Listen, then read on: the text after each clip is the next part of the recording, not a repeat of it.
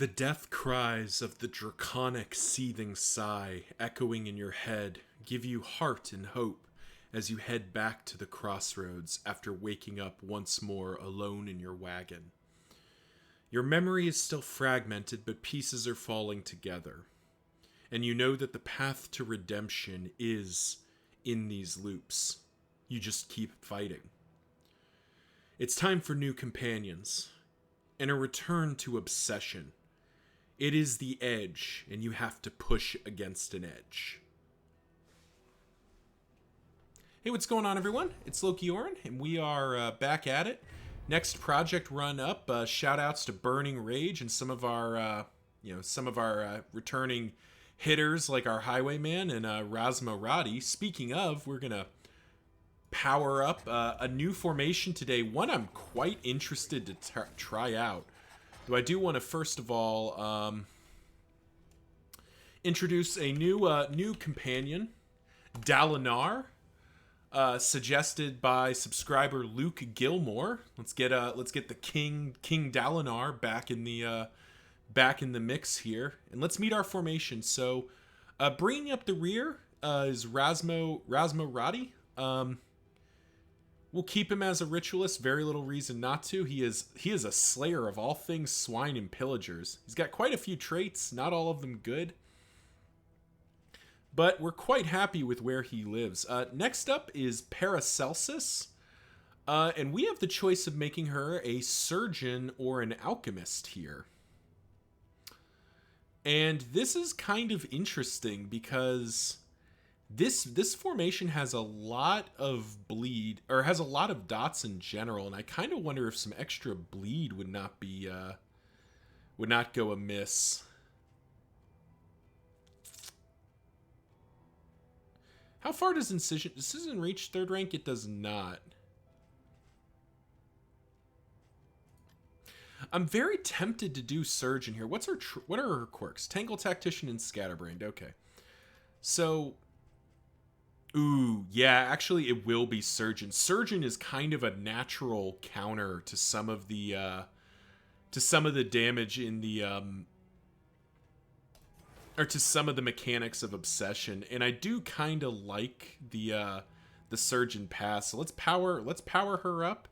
It's going to be Incision, and we're actually going to slot in. We're going to think about slotting in. We'll probably do something like this. Actually, you can probably do that. There we go. We'll give that go. So Paracelsus is our Surgeon. Next up is Bonnie, who has a new trait here. She has her Survivor hero path. Another one that would be quite decent against or has some potential, but I think we're gonna keep her as an Arsonist. Kind of rely on her burn damage.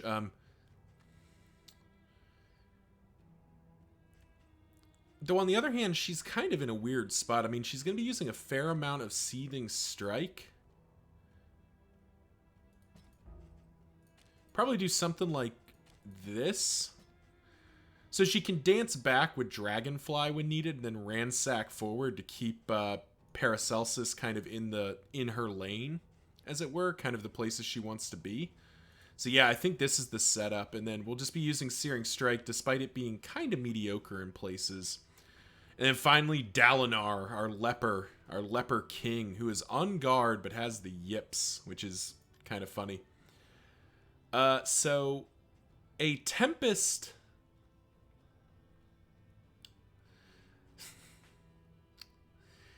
A Tempest leper is kind of tempting. Just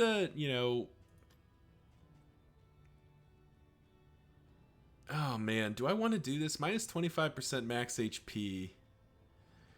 Could just go Wanderer.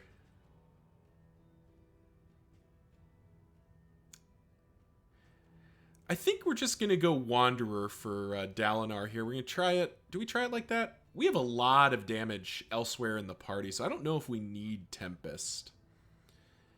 And having him be as tanky as possible is very much going to be relevant to us. I do think we can slot in Intimidate, though. And yeah, Oops. This is our formation, Wyrd Science. No doubt reference because we have like all of the dots and the two studious characters in the Plague Doctor and Occultist. But there is just a ton of potential for Blight. And actually, let's try something interesting here. Let's try to pull in Malediction and see if we can't get do we try that? Yeah, let's try to slot in Malediction. But first we got to we have 81 candles to spend, and I do think we're just going to try to upgrade our characters.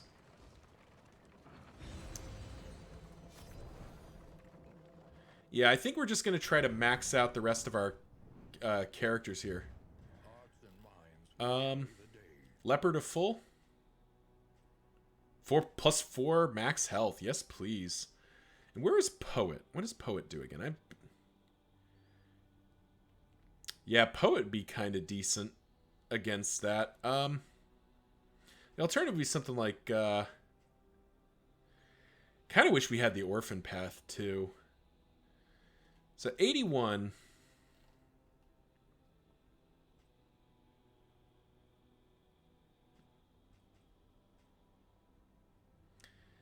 Physician. Physician, you're just so bad. Just so very bad. Alright, well, you know what? Let's, first of all, the Leper has been good to us. Let's give him his max out. And let's give Rasmo his max, or as much of his max out as we can here. Alright, and then let's get 4 more, or a few more ticks of Bang Bang Wahoo. We're gonna do trinkets this time. There's Cruel Intent. That's not a very good trinket, unfortunately. There's Mortal Ward, which is new version is not very good. And let's grab some Stagecoach items too. Bottle case, not great, but not terrible. Oh, the Fodor Almanac. So I've not actually unlocked all these yet. I've never used them, but extra 15% damage while in the Fodor. Definitely a reason to go to the Fodor. Alright, now that the candles are out of the way, let's talk about this formation in a macro sense. So, the first thing to point out in this formation is it's a little bit fragile outside of the front line. Rasmo, Paracelsus, and Bonnie, the runaway Plague Doctor and Occultist, can be a little on the fragile side. They don't have a lot of like mitigation for themselves, but it does have a ton of healing. And I think that's really where this formation shines, first of all. When we talk about our big threes, damage, healing, stress, this formation has all the healing in the world. We both have Wyrd Reconstruction and Battlefield Medicine and Indiscriminate Science. We have Cauterize, and Bonnie can heal herself with her Run and Hide when it's upgraded. And then our Leper can, of course, heal himself as well. So you have a very you have kind of a fragile party in terms of like damage mitigation, but you have a very high healing party. Let's see what we can buy here. Medical equipment is a very nice early pickup, as is Pipeweed. Probably just a storage trunk. Yeah. 2 healing salves, and these trinkets are all kind of meh. But buy the minor sharpness. Buy the minor cleansing. Call it good. Sorry, we'll get back to the macro formation in just a second. On death's door. Yeah, that is not very good. Guess I'll put it on Bonnie.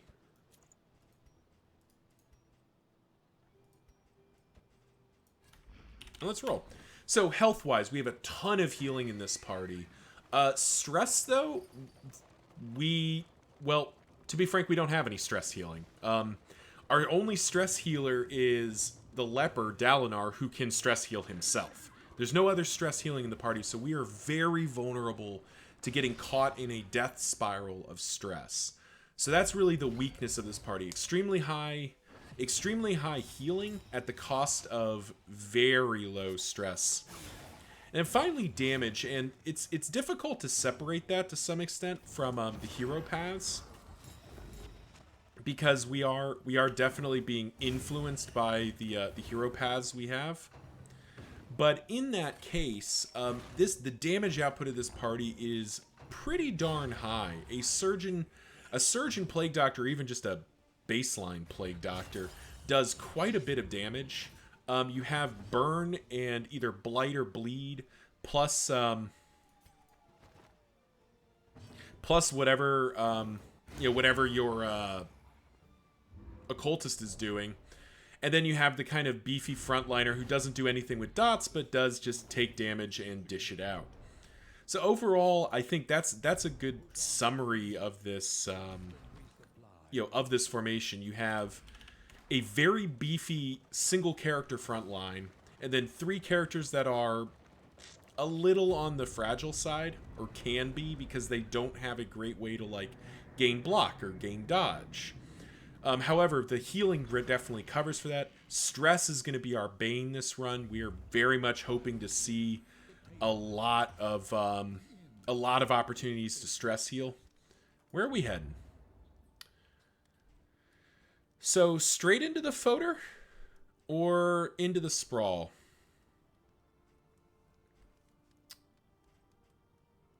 Given how much burn and everything we have, I don't know how important the Sprawl is to me. Though we do have the Bounty Hunter, so that replaces Bonnie and just makes the Sprawl very doable. And we do have the Almanac of the Foder, which is kind of tempting. I think we end up going to the Sprawl. Yeah, visit the Creature Den. Yeah, okay, we'll go to the Sprawl. Knowing where the Creature Den is very appealing. And I do think Bonnie misses it here. And we are not going to go with that name. We're going with Fox, our pal, the Bounty Hunter. We'll go ahead and slot in all of our hard-won stuff. And I guess we're going to go beat the... we're going to go beat the librarian up for his lunch money. We're broke. But let's do mastery. Alright, so first of all, I think we can get pretty greedy here and just go straight damage output.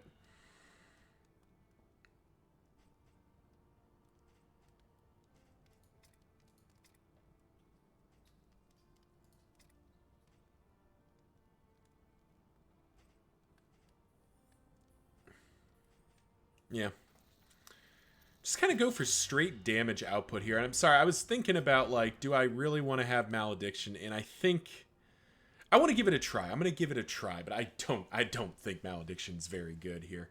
But we've got the Bounty Hunter to sort of cover ourselves there. So yeah, thank you all for watching. This is the formation Wyrd Science, a very high healing formation with a little concerns about fragility, particularly in the rear ranks, but almost no stress healing. And its damage output, well, its damage output is high, but you got to live to deal it. So, that's the formation. Remember to like, comment, subscribe. You know the drill. Let the YouTube algorithm know I make content that you and people like you like to watch. Until next time, see ya.